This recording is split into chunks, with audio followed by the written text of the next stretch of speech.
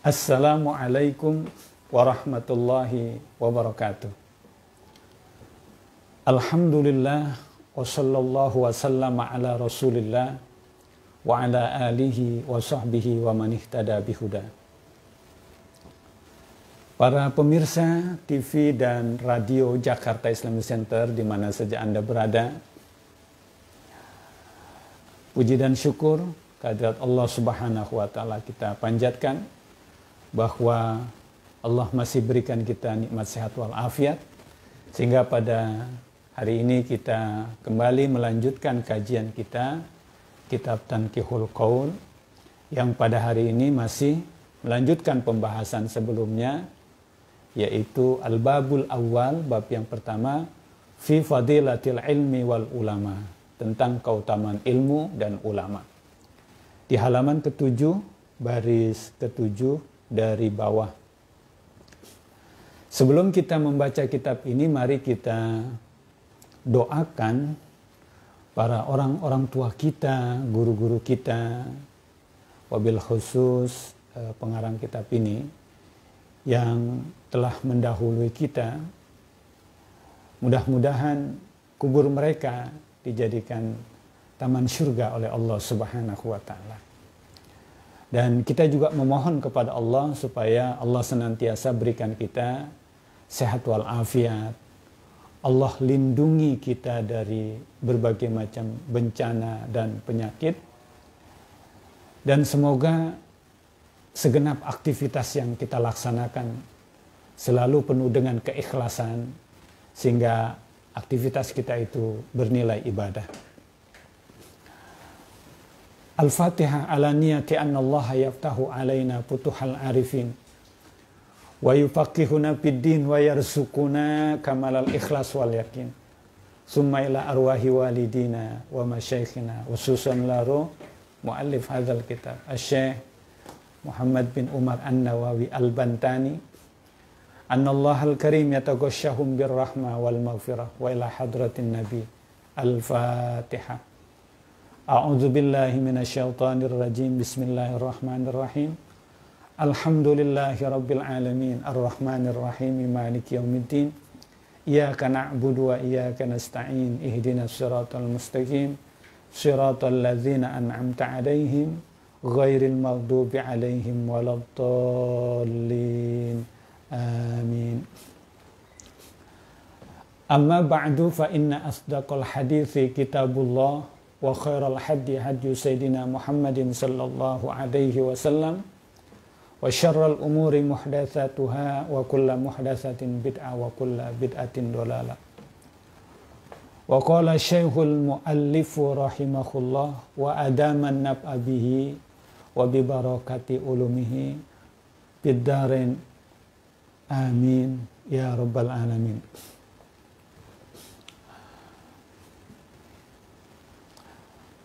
Wa qala sallallahu alaihi wasallam, dan bersabda Nabi sallallahu alaihi wasallam, fadlul alimi, keutamaan orang yang berilmu itu, ay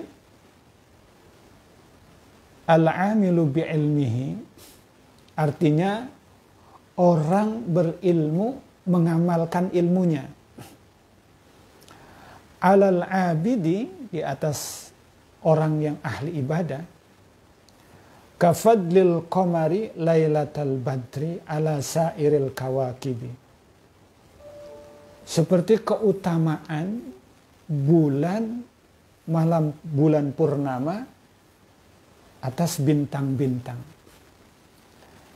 Jadi Rasulullah Shallallahu Alaihi Wasallam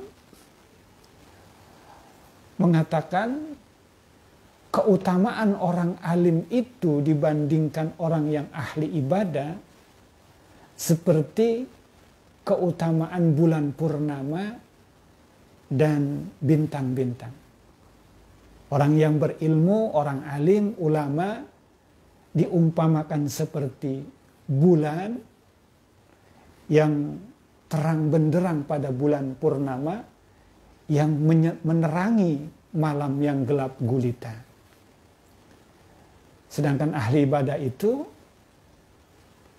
diumpamakan seperti bintang-bintang. Sama juga bersinar, bulan bersinar, memberikan cahaya, bintang juga bercahaya, memberikan cahaya, tetapi cahaya bulan purnama itu lebih besar, bisa menerangi kegelapan malam. Tetapi cahaya bintang tidak bisa menyinari. Oleh karena itu, cahaya yang lebih besar adalah cahaya bulan yang lebih utama. Al-muradu bil fadli, yang dimaksud dengan keutamaan pada hadis ini, kasratus sawabi, banyaknya ganjaran, banyaknya balasan pahala yang Allah berikan kepada orang yang berilmu itu.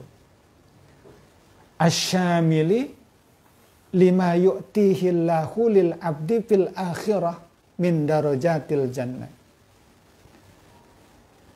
Yang keutamaannya itu mencakup terhadap apa yang Allah berikan kepada hamba-hambanya di akhirat berupa derajat di surga. Jadi orang yang berilmu itu akan mendapatkan ats-tsawab, keutamaan berupa ganjaran dari Allah Subhanahu wa taala dalam bentuk derajat yang berbeda nanti di surga, begitu ya. Min darajatil jannati, ya, perbedaan derajat di surga, waladzatiha, kelezatannya surga, kenikmatan surga, wa ma'akiliha, makanan-makanan surga, wa masyaribiha,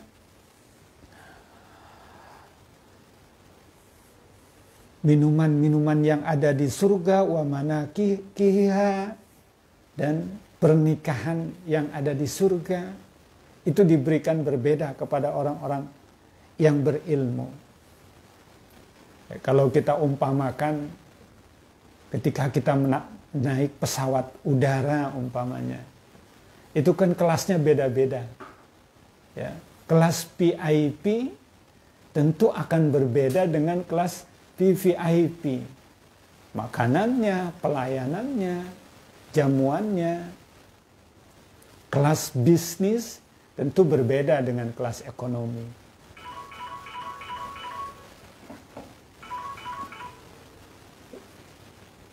Baik makanannya, minumannya, ataupun pelayanannya.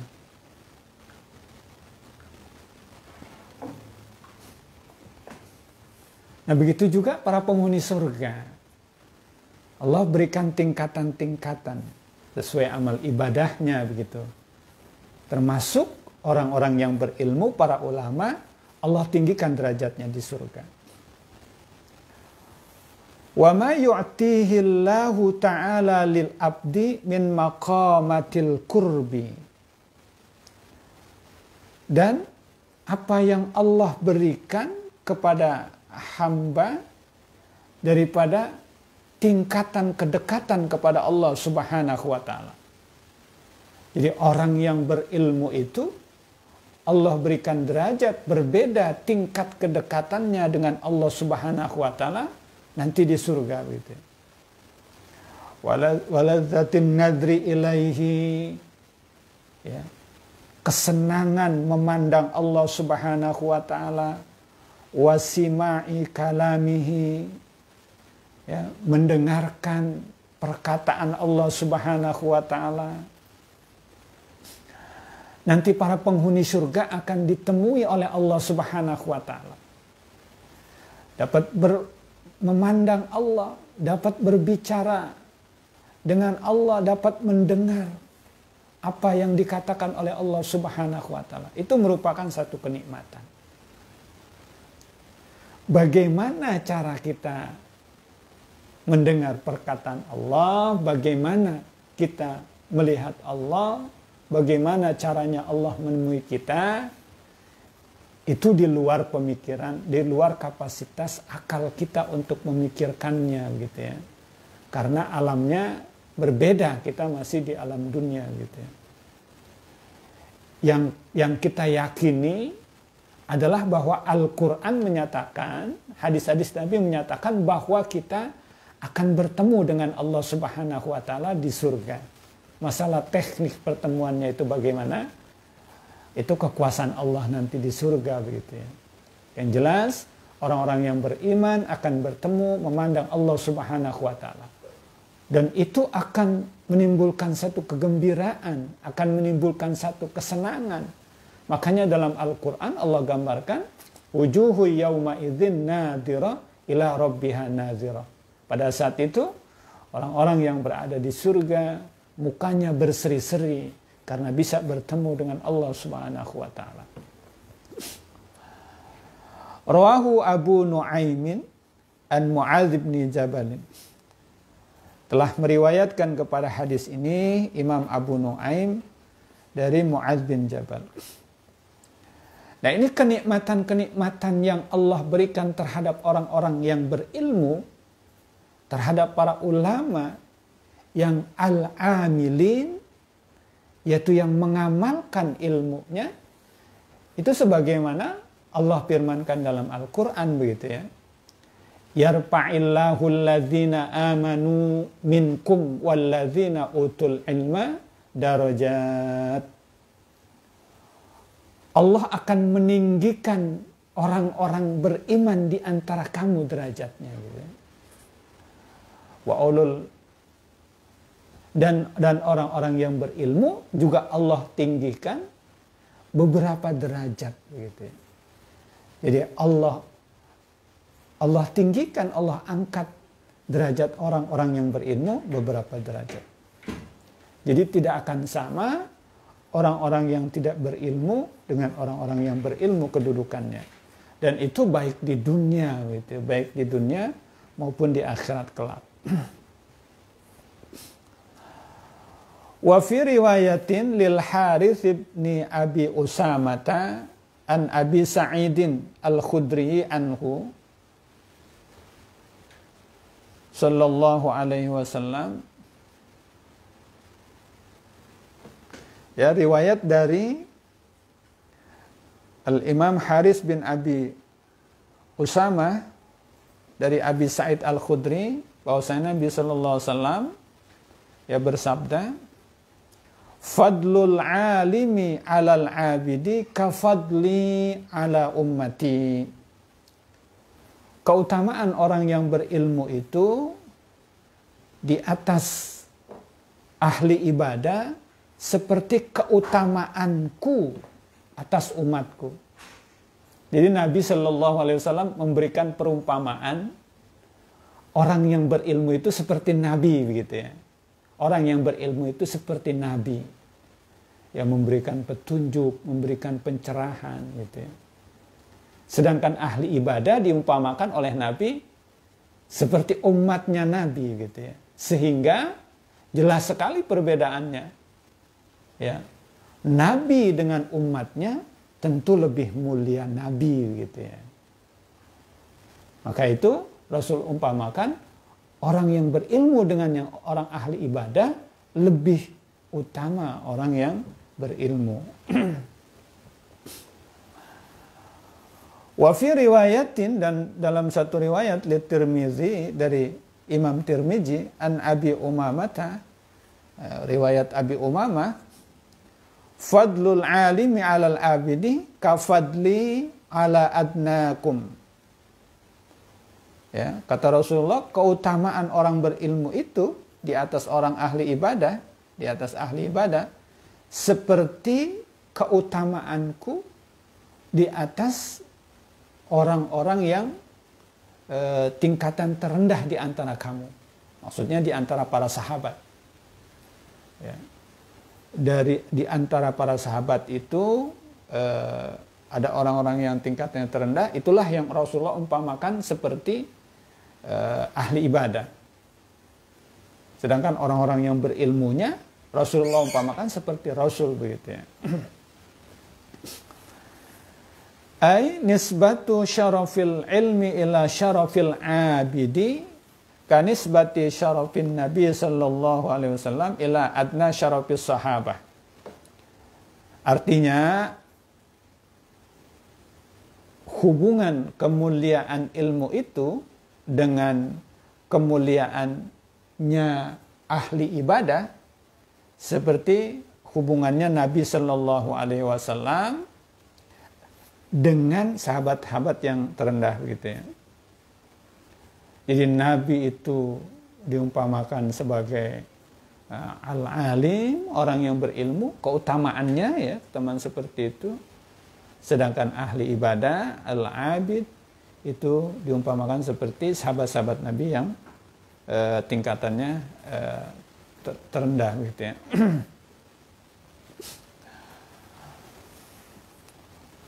Qala Al-Ghazali, berkata Imam Al-Ghazali, fanzur, cobalah Anda telaah begitu ya, Anda pandang gitu ya. Kaifa ja'alal ilma muqarinan lidarajatin nubuwati. Bagaimana Nabi Sallallahu Alaihi Wasallam menjadikan ilmu itu muqarinan, ya, menyertai lidarajatin nubuwati, ya, derajat kenabian begitu ya. Jadi tadi hadis yang Rasulullah katakan bahwa keutamaan orang yang berilmu itu dengan orang yang ahli ibadah itu seperti keutamaan Nabi dibandingkan dengan umatnya. Di sana Rasulullah Shallallahu Alaihi Wasallam menyandingkan begitu ya, menyandingkan derajat ilmu itu mulia gitu ya, seperti lebih utama seperti derajat kenabian gitu ya.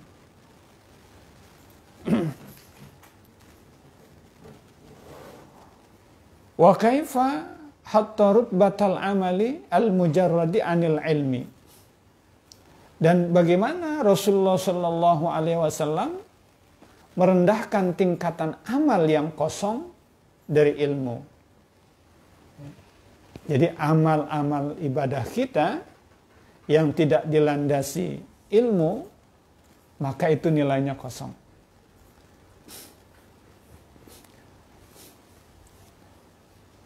Lebih utama ibadah yang dilandasi dengan ilmu. Wa in kana al-'abidu la yakhlu an ilmin bil ibadati allati yuwazabu 'alaiha walaulahu lam takun ibadah.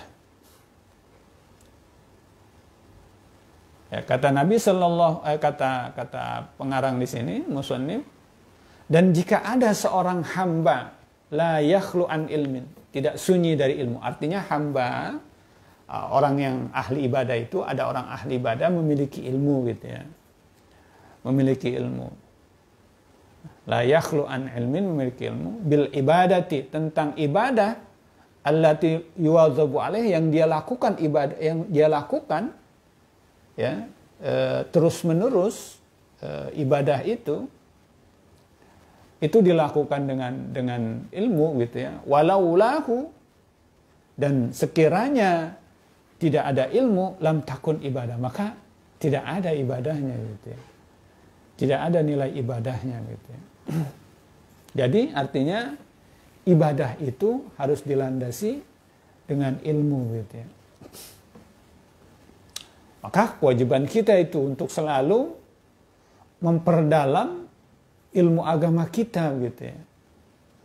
Ya, rajin mendengarkan kajian-kajian gitu ya. Rajin menghadiri majlis-majlis ilmu dan sebagainya.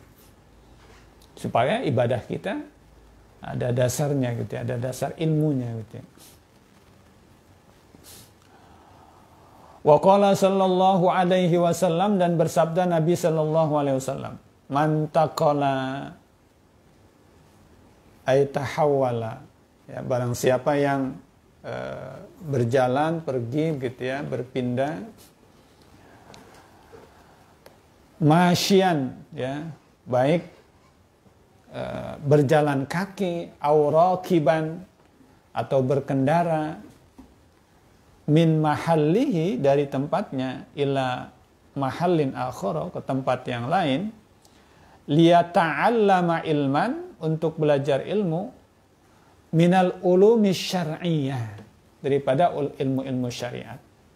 Ghufira lahu diampuni baginya ay ma taqaddama min dzanbihi as-shaghairi. Artinya diampuni dosa-dosanya yang telah lalu daripada dosa-dosa yang kecil gitu ya. Jadi ternyata menuntut ilmu itu menghapuskan dosa-dosa kecil kita gitu ya. Kata Rasul, kalau kita berpindah dari satu tempat ke tempat lain yang itu karena menuntut ilmu, maka dosa-dosa kita diampuni. Padahal kan bukan main banyaknya dosa yang kita miliki gitu ya. Maka alhamdulillah orang-orang yang menuntut ilmu itu dosanya diampuni oleh Allah Subhanahu wa taala. Itu diampuni gupirolahu qabla ayyahtua, sebelum dia melangkah gitu ya. Jadi sebelum dia melangkah dosa-dosanya udah diampuni gitu ya. Ay khutwatan, artinya satu langkah min maudi'ihi idza arada bidzalika wajhallahi ta'ala. Ya, jadi sebelum dia melangkah saja begitu ya, dosa-dosanya sudah diampuni Allah Subhanahu wa taala dengan catatan menuntut ilmunya itu ikhlas semata-mata karena Allah Subhanahu wa taala. Jadi jika kita ke majelis taklim, ke majelis ilmu, belajar agama, harus dibetulkan dulu begitu niatnya ya. Niatnya ikhlas belajar itu semata-mata karena Allah Subhanahu wa taala. Bukan kepengen jadi orang terkenal, bukan kepengen dipuji orang dan lain sebagainya. Semata-mata ikhlas karena Allah. Jika hal itu dilakukan, maka perpindahan dia satu tempat ke tempat lain untuk menuntut ilmu itu dosa-dosanya diampuni oleh Allah Subhanahu wa taala sebelum dia melangkah begitu ya.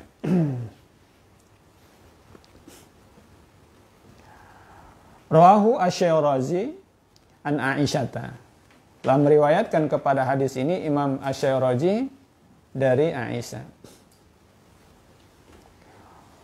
Wa qala sallallahu alaihi wasallam, dan bersabda Nabi sallallahu alaihi wasallam, akrimu al ulama'a, muliakanlah oleh kamu sekalian para ulama. Jadi Nabi nyuruh kita itu muliakan para ulama. Ai bi ulumi syar'i al-amilina. Ya, artinya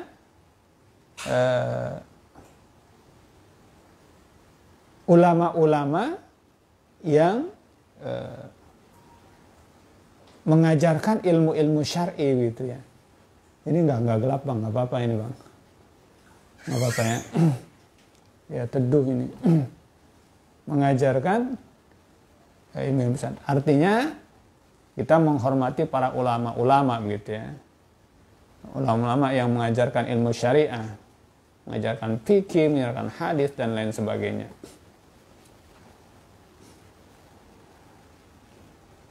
Bagaimana cara menghormati kita terhadap mereka para ulama itu? Bi an tu'amiluhum bil ijlali wal ihsani ilaihim bil qawli wal fi'li.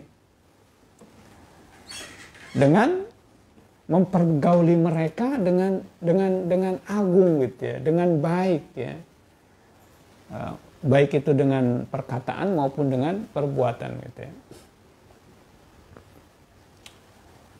Fa innahum indallahi kurama'un. Karena sesungguhnya para ulama itu di sisi Allah Subhanahu wa taala mereka adalah orang-orang yang dimuliakan. Ai mukhtaruna, mereka orang-orang yang dipilih. Mereka orang-orang terpilih. Mukramuna, dimuliakan. Ai indal malaikati, di sisi malaikat. Jadi ini ada anjuran begitu ya, perintah dari Rasulullah Sallallahu Alaihi Wasallam supaya kita memuliakan ulama gitu ya, memuliakan ulama. Dengan apa memuliakan ulama itu? Ya, dengan dengan menghormati mereka gitu ya, dengan membantu perjuangan mereka gitu ya, dengan membantu perjuangan mereka, ya, dengan mengamalkan nasihat-nasihat mereka, ya, mengikuti kebaikan-kebaikan yang mereka lakukan, itu memuliakan ulama begitu ya. Kenapa sih Allah perintahkan kita, Rasul perintahkan kita untuk memuliakan ulama? Karena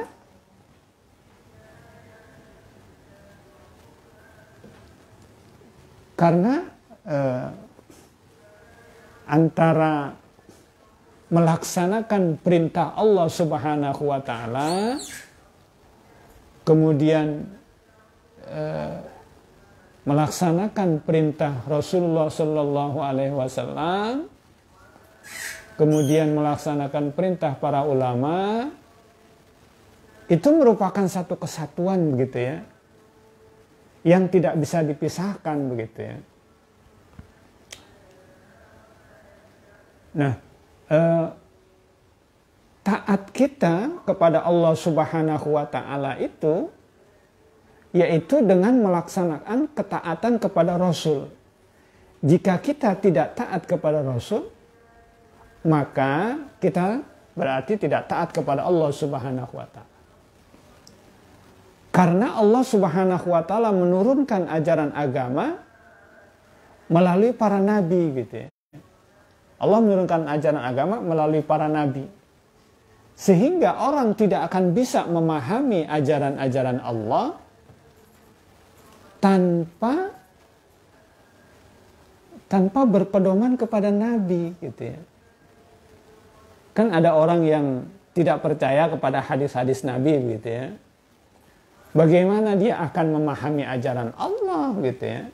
Sedangkan Allah sendiri menurunkan ajarannya melalui nabi gitu ya. Dan nabi itu yang memberikan penjelasan terhadap ajaran Allah gitu ya. Kalau tidak percaya kepada hadis nabi, tentu dia tidak akan bisa memahami ajaran Allah. Akan tersesat saudara-saudara sekalian. Nah, jadi mentaati Allah dengan mentaati Rasulnya gitu ya.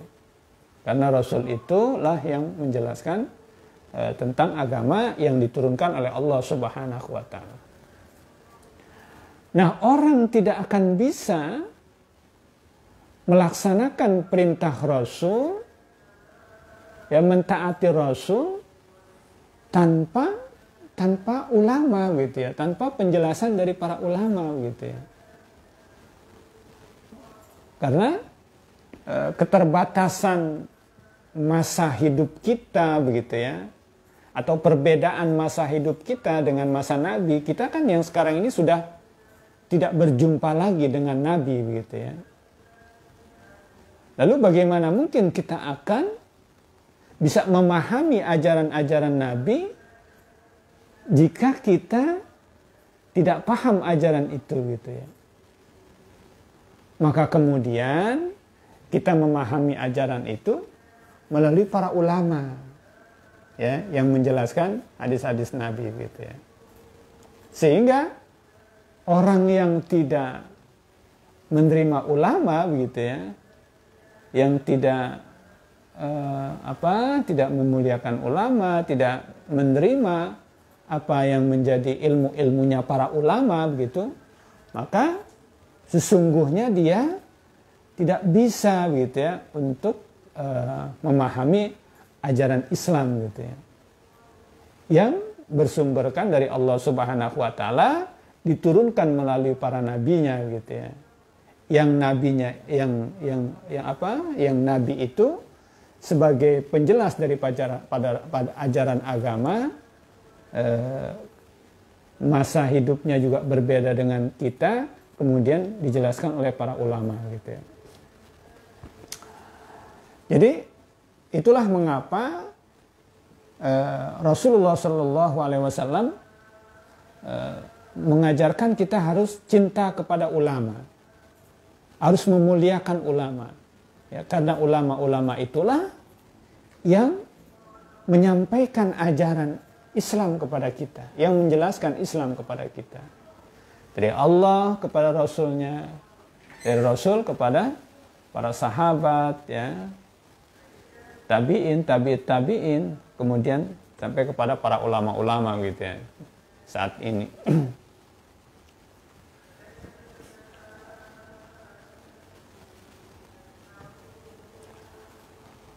Wallahu a'lamu bissawab wa ilaihil marji wal ma'ab rabbi zidna ilma warzuqna fahma. Demikian saudara-saudara sekalian, para pemirsa radio dan TV Jakarta Islamic Center. Nanti baru kita lanjutkan pada pembahasan selanjutnya. Mari kita akhiri pertemuan ini dengan berdoa kepada Allah Subhanahu wa taala. Allahumma bihaqqi sayyidah Fatimah wa abiha wa ba'liha wa baniha, iftah alaina wa banatina wa auladina wa zurriyatina futuhal arifin, wa faqihna wa iyahum fiddin wa alimna wa tahwil wahdina wa imsawal sabil. Allahumma zidna wa la tankusna wa akrimna wa la tuhinna wa atina wa la tahrimna wa athirna wa la tusir alaina wardina warda anna. Rabbana atina fid dunya hasanah fil akhirati hasanah wa qina azabannar. Subhana rabbika rabbil izzati amma yasifun wa salamun alal mursalin walhamdulillahi rabbil alamin.